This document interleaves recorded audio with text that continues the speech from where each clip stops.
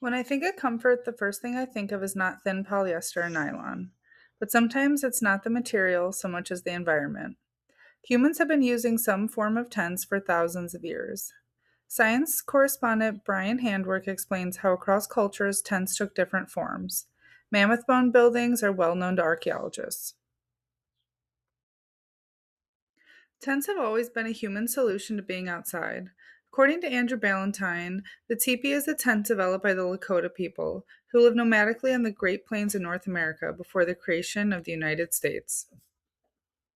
All of these places are designed to feel safe and comfortable. I'll use the word safe loosely, as tents really are not.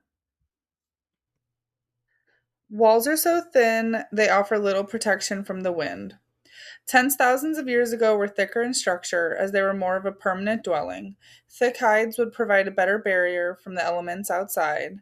Even today, tents serve the same human need for adaptation to the environment. I've used a tent for leisure and a dwelling, and I can say the sound of rain on my rainfly sounds different when I know I have a house to go to. The first time I experienced that difference was in Hawaii, when a group of friends and I planned a camping trip around the big island of Hawaii. I finally understood the restorative power of sleeping in nature. The lullaby of waves put me right to sleep.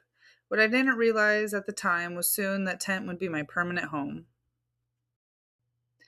I did have the easiest environment to live in a tent. It never got cold, although it did rain. As the sun was setting, we would all walk past the main street and hike the hills to a lush, secluded spot about 300 feet behind a gas station. This spot was hidden from the general public. My tent was buried in a dense field of tropical brush, a small hidden route to a safe place. A place I could store all my things without carrying everything I own.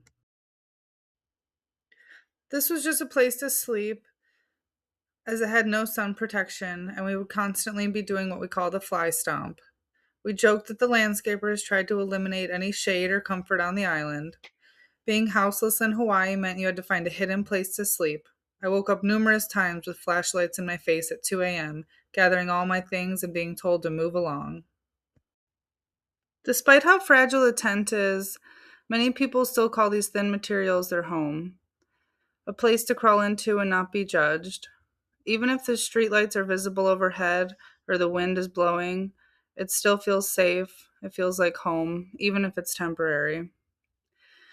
Julia Nice explains how many cities fight against the homeless. They provide a one way bus ticket to be some other town's problem. They remove park benches and warming stations. The cities order humans to move along or give trespassing tickets. Peggy Kennedy, a decade long human rights activist, explains how primarily they're shifting unhoused people around.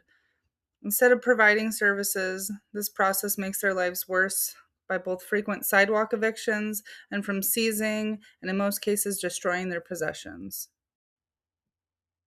At the same time, many others use tents strictly for leisure. Glamping tents are available to rent. They often are made of thick canvas materials, big enough to stand and walk around in.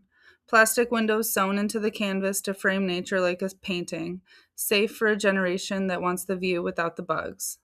This form of sleeping is accepted by society, even glamorized. A more rustic option is paying to camp at a national or state park. This is often looked at as inspiring. Driving through the winding rows of numbered dirt patches, parking within earshot of the next campsite. I still like to go on long camping trips at least once a year, connecting myself back to the wild. Something about listening to the birds chirp and the wind blow through the trees as I set up my tent.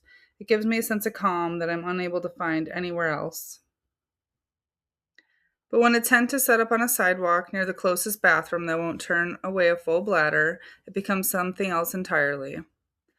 Perhaps what has changed is our perspective on what safe means and what comfort is. Because in the end, a tent still does what it's supposed to do, creates a boundary for safe, personal space, even if it's temporary. Is the material that surrounds us as we sleep really what defines society now, or the human story of how someone got there? The difference between adventure and homelessness is not the tent, but the story we tell about the person inside of it. I rate tents 4 out of 5 stars.